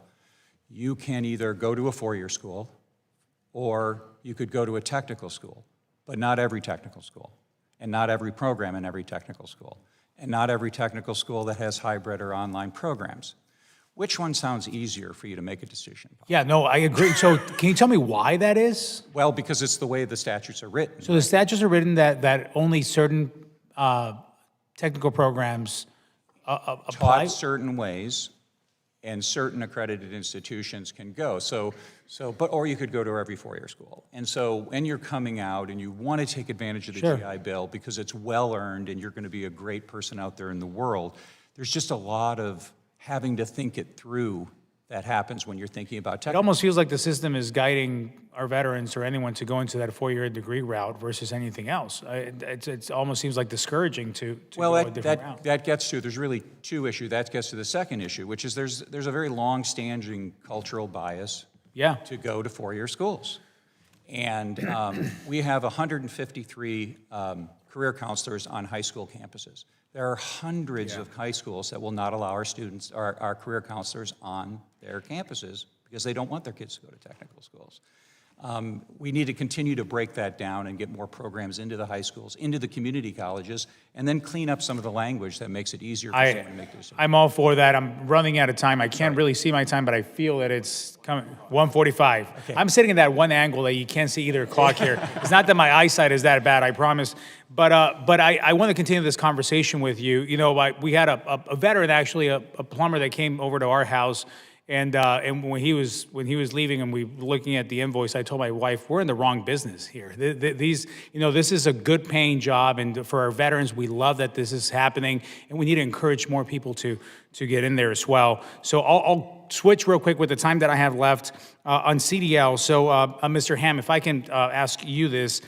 My dad, who, talk about the stigma and all this, my family, as I think some of you know this, immigrated from Mexico. So when my parents were like, what do you want your son to be? Some careers were not what they would have preferred. But now looking back, it's like, it could have been, for many people, that perspective changing. My dad had a CDL. He was a bus driver most of the time that we've been in this amazing nation. So the trucking industry reports a high need for commercial drivers, certified drivers, and highlights that 12.9% of veterans already hold a CDL, right? So I went to one of the training sites, and they focus heavily on recruiting veterans as well. Can you talk a little bit about that? What can the VA do better here in supporting and training these programs, and the GI Bill with the VRNE program?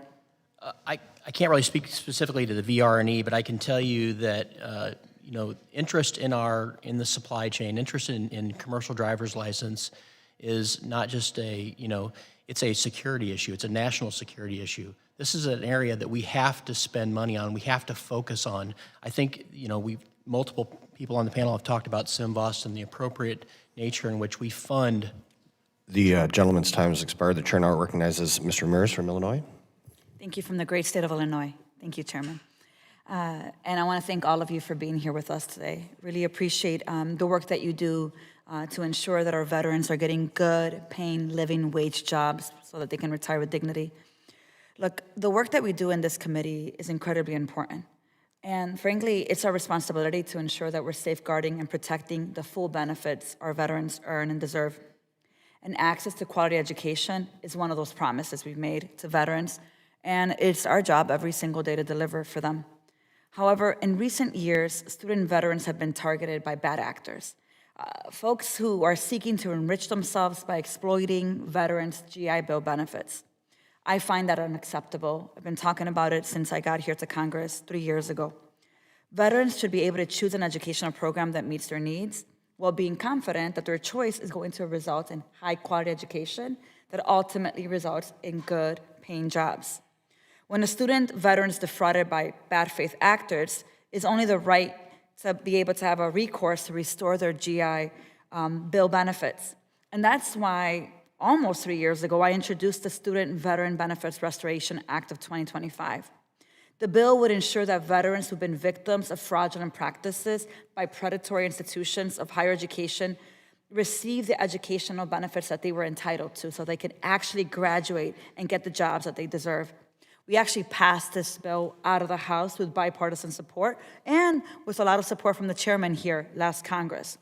So I want to make sure that I, for the record, note that I'm urging my colleagues to support the bill as a first step to protecting our veterans from this fraudulent behavior.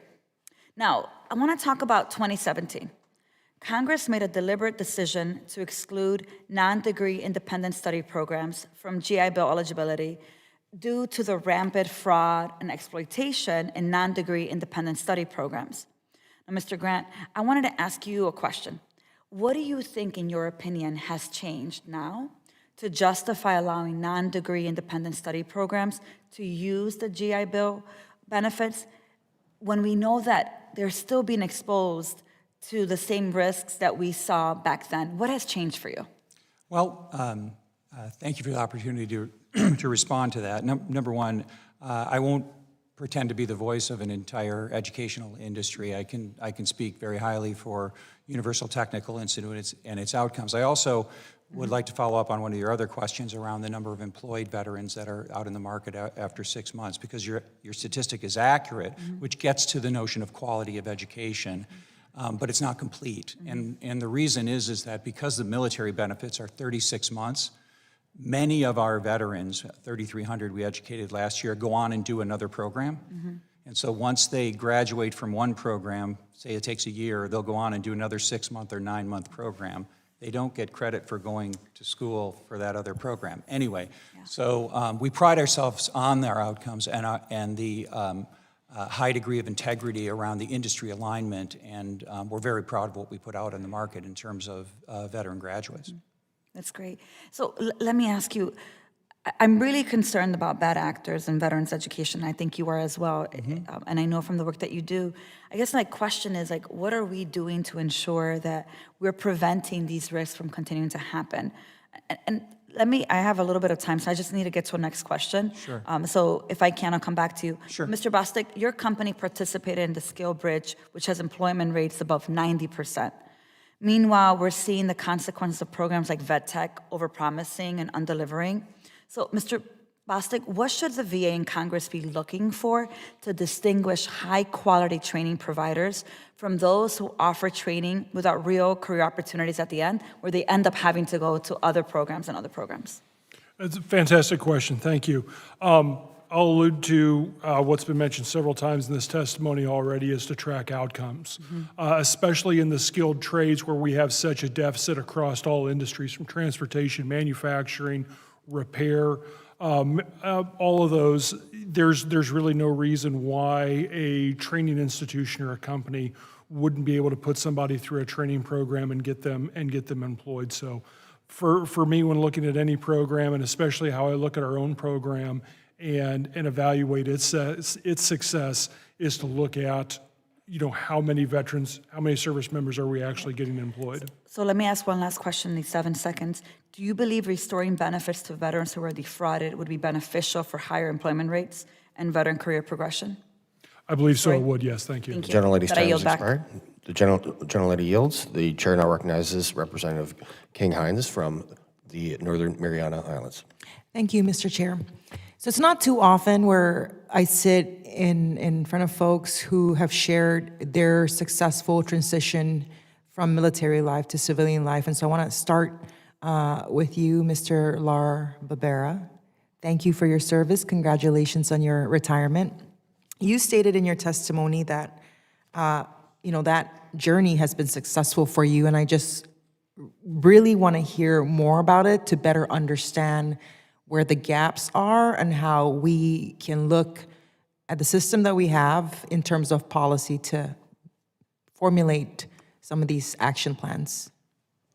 Sure. So for my experience, I came out and I was fortunate enough to have an opportunity in my reserve status. I think that the big gap is education for the young service member that comes out. I know, there's TAP in the service, there's a lot of different things that are out there, but there's so much information that comes out. And from veterans that I talk to on a regular basis, what I see is they're just looking for opportunities on things to do, and they're kind of, I use the analogy of throwing spaghetti at a wall and seeing what sticks, sort of. So I think just a little more education and a little more one-on-one time with them, maybe during that transition period, on what is a viable option for them. And one thing that I've heard a lot today from everybody here is, a skilled trade is really, it's not something that people should be looking down on. It is a great career path, whether it be with the Teamsters or any other, in my opinion, organized union trade. That's something that people should be striving for. So did you actively seek out the opportunities that you have now, or was this something that was connected to you through some nonprofit that directly deals with the VA? No, I was not through any nonprofit. It was a simple referral process. Somebody said, would you like to, come work here and drive a truck? I said, sure. And then after my second deployment, when I had returned home, I had the opportunity through referrals to join Local 282 and begin my excellent story. Okay, thank you for that. My next question is to Mr. Bostic or Mr. Vang. You both spoke about incentivizing companies, and I wanted to kind of further flesh out what that would look like in terms of policy. So, I believe that, it's really just opening up, the door for veterans here, meaning that, helping, a lot of the costs, we as the employer take on that burden, especially with the training. For us at ORC, I do have tuition reimbursement program for our employees. But the goal here is getting them trained, getting them in, taking them through the process, and it costs a lot of money, from my time, all of the management time, to the training time, to the employer's time, to the lead person time. So, having incentive out there to help employers, especially when our budget is tight, okay. would be beneficial to open that door. What would that look like specifically? I mean, average, if you really look at it, cost of training is between $3,000 to $5,000 per individual, an employee. So, being able to, take on that burden with subsidies coming in would really, really help us expand that door for all of our veterans. Okay, I have about a minute left. Mr. Bostic, can you chime in on some of those suggestions that you stated during your testimony, specifically the incentive part?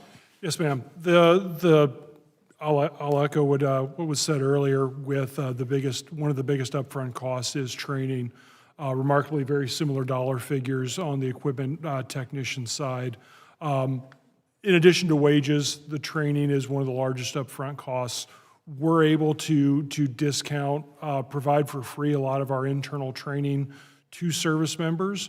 I know the dealerships that have hired our service members, they provide a lot of training up front as well. Several of our dealers will even sponsor veterans to go on to an accredited community college, an actual diesel tech program, and don't require the service members to use their own GI Bill benefits to do so. All right, thank you for that. I yield my time.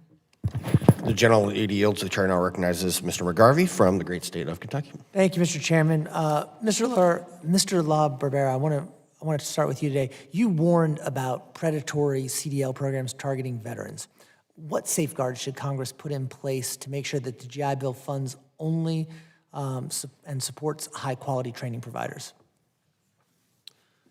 I'm not sure I have an exact recommendation of what safeguards can go in place, but I think really looking at them, and if you look at, like I said before, something that leads into a career and not just a CDL program, I think, focusing the time and resources on that, I think would be beneficial. No, thank you. And Mr. Bostic, John Deere's SkillBridge program has already shown how veterans can move straight into dealership careers where employers are directly involved. So building on that success, what should VA do to formalize employer advisory councils and make it easier for small businesses to take part in SkillBridge? I don't have a good answer. Honestly, it's a complicated issue as far as getting the right people involved at the right time for the right purposes. And again, I do not have a ton of interaction with the VA benefits. As I said earlier, I would connect them with dealers. It's just in my own personal experience at trade shows or career shows or events similar to this one, when you have employers together talking about the gaps that they need filled, best practices, and especially when they have the year of legislatures in the same area, those sort of conversations foster a lot of change and a lot of growth. So anything along those similar lines would be beneficial. Thank you. And I think what you all are saying is what we want as well, right? Veterans don't just need programs, veterans need jobs. And we got to make sure that programs, even if they're well-intentioned programs up here, are actually leading to veterans getting jobs. We know that employer-focused pathways work. We know that short-term education programs need accountability. We know that there needs to be transparency from the VA, especially how they're implementing the Dole Act and Rudisill. And so, I want to make sure that the transparency is there, the accountability is there, and that when the rubber meets the road, and our veterans who are motivated, who are skilled, are coming into civilian life, that we're able to help with that transition from the military into getting a good job where they can take care of themselves and take care of their families just as they took care of us when they have the uniform on. Thank you so much, Mr. Chairman. I yield back. The gentleman yields, and I recognize myself for 5 minutes. What has come up repeatedly is the education industrial complex, and that's what that is. It's essentially turned into a racket. Let's be honest. We got these kids going to school. They get out with hundreds of thousands of dollars worth of debt and zero ability to be employed. And that's just wrong, and it's got to stop. And, I guess I could say I have a complicated relationship with higher education because, we need to have these schools. But you got to remember, someone did go to a 4-year institution and then maybe for a couple extra years, and they got a master's in electrical engineering. But then they handed the plans to a dude that went to your training program who did the wiring. So there's room for everybody here. We just got to understand that when we are out of foot soldiers, you can't win a war. And that's who you guys are representing.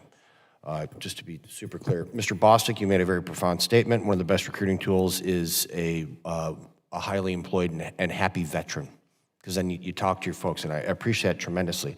I want to know your touch to the Transition Assistance Program. When's the last time your people have been on a military base and speaking to folks that are active duty that are on their way out of the service? I make it a point to be to as many on-base career fairs as possible. We're a corporate sponsor with several organizations like Recruit Military, Hiring Our Heroes, and 50 Strong, and participate them. And every time that I'm on a military base, I make it a point to go and talk to the Transition Assistance Office to make sure that they're aware of our program and our benefits. Okay, me and Chris got to make sure that you get there more often, and that door's open for you. Mr. Vang, have you guys ever been over to Fort McCoy or to Volk Field to talk to the folks that are separating? Yes, actually, I'm actually stationed right at Fort McCoy. Okay. So I do work closely with the team there. But again, especially in our manufacturing cut and sew, it's actually really, really difficult. It is a skill set. Yeah. Okay, and so it's tough. If you guys don't know, they make our white hats, which is kind of cool. The Dixie Cup, that's what you Marines call it, I know. Mr. Grant, what's your touch to TAP program? We have 26 employees who are former military that are on 26 bases around the country, giving career counseling seminars on a regular basis. Okay, let's make that 50. All right. Okay, we got a lot of bases. I'd also like to say I didn't get the memo on the tie. I am from the great state of Wisconsin. Where are you from in Wisconsin? I was born in Milwaukee, raised in Racine, UWM graduate. Oh, really? Okay. Well, let's get the memo out next time. First Sergeant, what's your touch to the TAP program? So our touch is through the Helmets to Hard Hats program, where there's regional managers that visit every site that's available to them, every base, and anytime they're there. They, I think it's roughly 25,000 veterans they touch on a regular basis that contact Helmets to Hard Hats seeking a career. Okay, Mr. Ham? Thank you for the question. Yeah, we're on the bases every single week. We've got a team of people that travel the country every single week and are attending the TAP program briefings and actively trying to recruit folks to come to our great industry. Okay, and we got some of my fellows back there with those funny hats on. We got to make sure that you guys are connected to our VSOs also. It's critically important. So we need the American Legion, we need the VFW, we need disabled vets. She's in the back corner hiding. From DVA, we got to make sure that you guys are connected. And as Mr. McGarvey said before he departed, it's about jobs. We have an issue with the Skill Bridge program. And we are trying to make sure, we've paid for this thing, and we're kind of getting the Heisman once in a while from the active duty component. So we're going to start working with those cats, because if we're not filling those billets, or if they're going to a certain pay grade, which they are, that's not okay. And so we'll be working, I'm also on the House Armed Services Committee, so we bring this up because we got to get those people into these programs that we have, because they're critically important. With that, I'm going to yield back. I want to thank you all for coming to discuss veterans employment. It's critically important, as I just said. It's clear that this is an invaluable program for our veterans, and something we need more guarantees for jobs for our veterans when they get out. I hope to continue working with Chris, my friend, and the rest of the committee to improve the administration of these approved apprenticeship programs and enhance them in the private sector and nonprofit sector to continue to help future generations. And with that, I'd like to yield back to Mr. Pappas for any comments you may have. Well, thank you, Mr. Chairman. I appreciate the witnesses all attending today and for your testimony. I know it takes a lot out of your day to be able to travel here, but we benefit from having your voice in this conversation. We need to be able to track skill growth, income, and career building within the industry long-term to truly see if these employment programs that we've been talking about today are successful for veterans. I took notice that almost all the written testimony contained references to TAP. Getting employment wrong, especially during a transition out of the military or between duty statuses for our National Guard and Reserve component service members, put the veteran and their family at risk for negative outcomes like housing insecurity, food insecurity, substance abuse, and suicidal ideations. That's why we need to ensure that veterans are protected from scams and programs that waste their time. TAP wasn't the subject of this hearing, but it's a crucial piece of this discussion. And so I hope to see improvements on the program in the upcoming NDAA, including a TAP curriculum for spouses and families. I was disappointed to read in the American Legion statement that the Department of Defense recently declined to meet with them on TAP, and I hope to continue rigorous oversight of that program with you, Mr. Chairman. Thank you very much for everyone's contributions, and I yield back. The gentleman yields. I ask unanimous consent that all members may have 5 legislative days to revise and extend their remarks and include extraneous materials. Without objection, so ordered. This hearing is adjourned.